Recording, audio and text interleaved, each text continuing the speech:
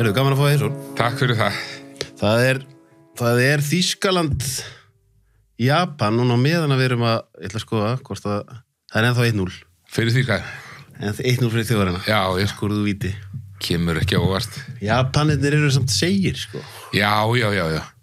En ég man eftir því, talandum, að því að þetta nýbyrja mótið, sko, og það voru menn svona að pæla hvernig þetta fer, að það var fyrir eitthvað mótið, allir hafi ekki bara verið, já, það var fyrir eitthvað mótið, þá, held ég, mótið sem var í Suður Afríku, að þá hringt í síðdegistætti í útvarpinu í 2 menn, svona fótboltaáhugamenn, annar var prestur fyrir norðan, þekktur fótboltaáhugamar, og svo var hringt í mig, hann var á undan, ég heyrði svona símtalið, og hann var mjög sko gáðar.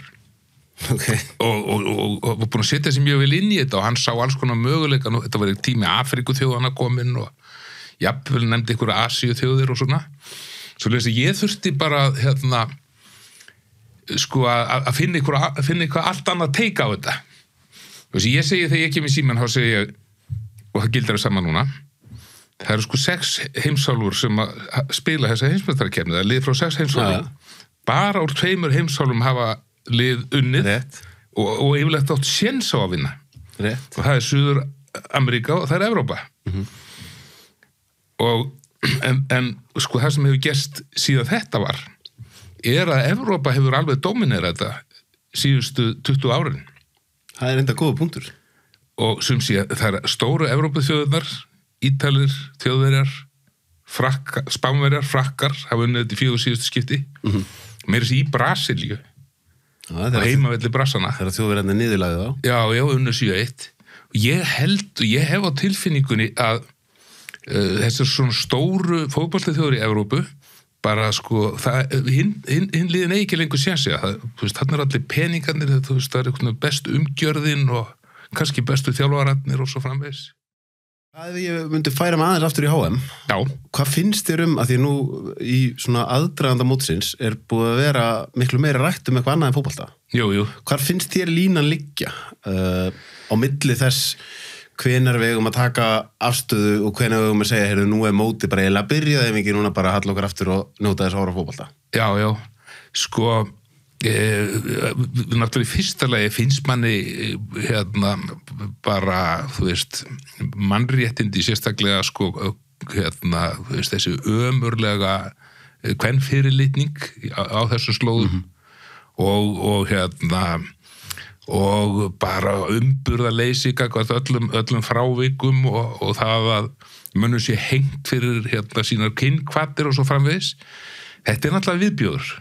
Algjörlega. Eins og svo margt í veröldinni. Sko, sumir segja þetta hefur ekkit orðið verra við það að það er að fara að halda þessa heimsmeistarakeppni kannski þvert á móti, það er eitthvað skánað. Og ég meina við héldum frægt heimsmeistaramóti í Argentínu 78 þar sem var þessi ömurlega herforingjastjórn sem bara tók alla pólitíska fanga og flög með og haf út og hendið með sjóin. Og við vorum á Ólympíuleika í Kína, við hefum verið með þetta í Rússlandi. Sko, við verðum aðeins að spyrja okkur sko, ef við viljum bara hafa þetta í löndum þar sem ríki sko lýðræði og í rauninni algjörlega það kerfi sem að við viljum hafa, þá er nú bara lansið lítið eftir sko. Mér finnst oft svo einmitt og mér finnst oft svo gaman að fara inn í svona umræður því það er oft, ég veit ekki, kannski er það fjölmiðlarnir svona gerir þetta stundur svolítið svarthvítt og þá er svo gaman að fara inn í svona umræður sem er sko, eitt er að við séum 100% sammála segjum bara við tveir varum 100% sammála mannréttindabrotin í Katar en síðan getum við verið ósammála tvennt, við getum verið ósammála það eru 12 ár síðan var ákveðið að halda þarna. Á að vera að setja fókusin á þetta, það búið að vera mjög langur tími til að sko skammast út í þá sem í raun og verið að bera mesta ábyrgð sem þá kannski FIFA og þeir sem ákváða að halda þetta þarna og öll spillingin í kringu það, að annar myndi segja nei, við eigum bara að halda áfram allt mótið með umræðu mannréttindabrotin en annar segir nei, við eigum að stoppa þetta núna því nú þetta bara fótbolti og síðan þriðja atriði sem væri hvar eigum að draga línuna ef það var haldið HM í Bandaríkjunum á meðan að þeir voru með mannréttindabrotin í Guantanamo, akkur sagði engin neitt við því. Já. Þetta eru svona marglæga umræður.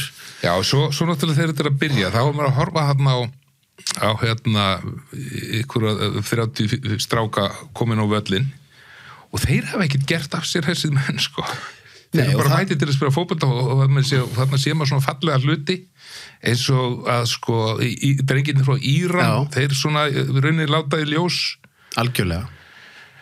Og við vitum það að það voru flestir fyrirliðar tilbúinir að vera með þetta regnbogaband og svo framvegis og ég meina þetta eru góði drengir og allt í kringu þá sko og maður má ekki sýna þeim sko fyrirlitningu, þeir eru að gera sitt besta í stórkostlegri íþróttir að undirbúið sig fyrir þetta áran saman. Svo þetta bara líka þessi umræða sem alveg skemmtileg umræða og fólk getur verið ósammála það.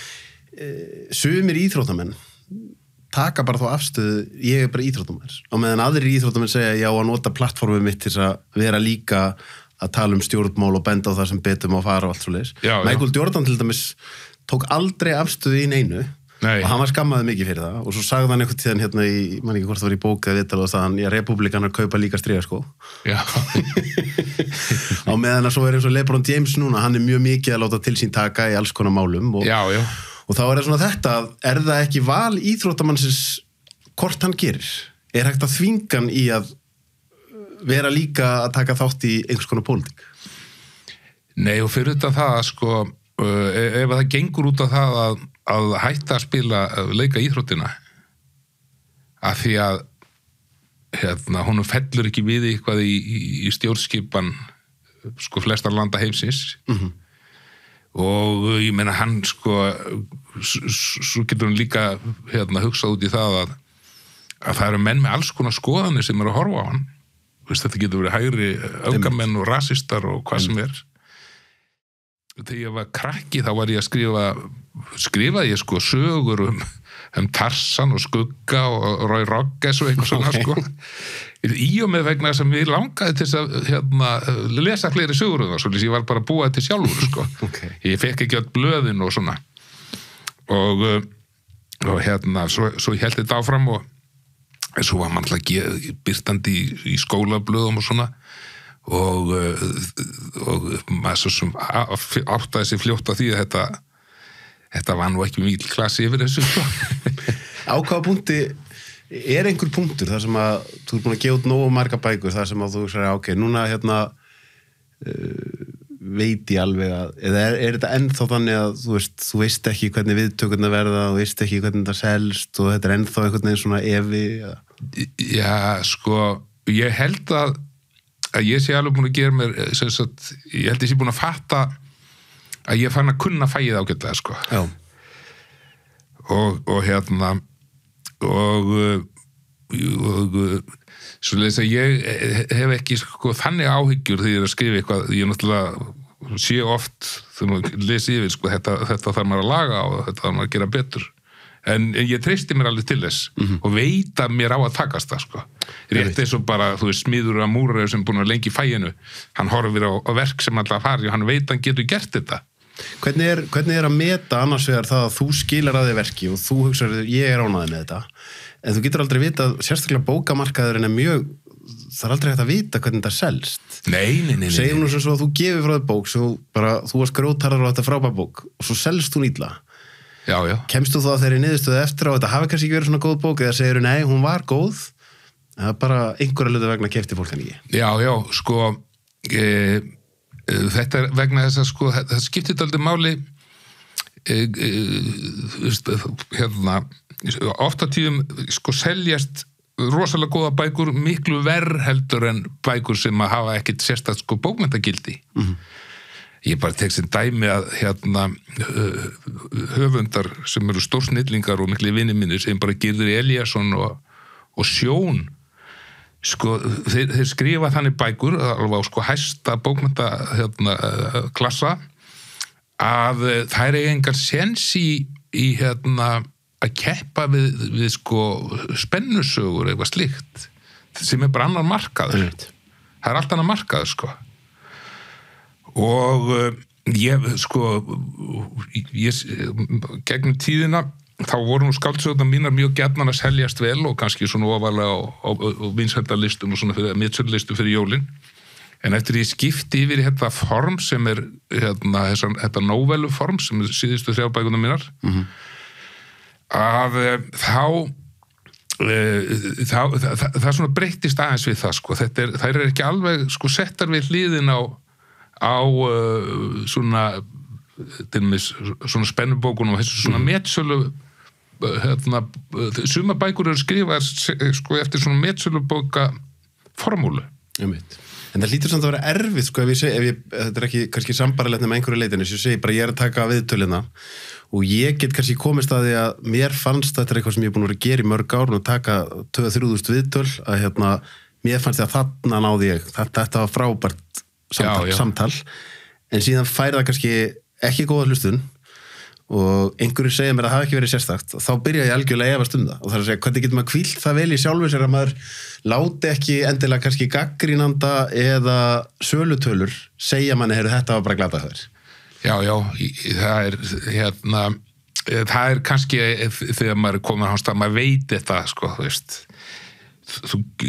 þú getur tekið viðtöl sem þú veist að sko að mun ekkit ná rosalega athygli jafnvel þú að setja að fá stórkostlegt út úr því það er bara, þú veist, maður sem þú að tala við hann er ekkit þekktur og kannski ekki sko áhugaverður fyrir fólk nema sem að sko er í sömu starfsgrein eða eitthvað sko, úr sama geiraður, úr sama landslutað eitthvað svoleiðis og þetta er svona sko, þú veist, bestu ljóðskáldin okkar þú veist, yngri og eldri þú veist, ljóðabækurnar eru kannski að fara í 200-300 eintökum meðan að metsölubækurnar eru að fara í 10-15.000 Þessi þáttur er áskriftaþáttur inni á sölvi.tryggva.is fá áskrifundur aðgengi að öllum útgefnum þáttum, aukaefni og nýjum þætti í hverri viku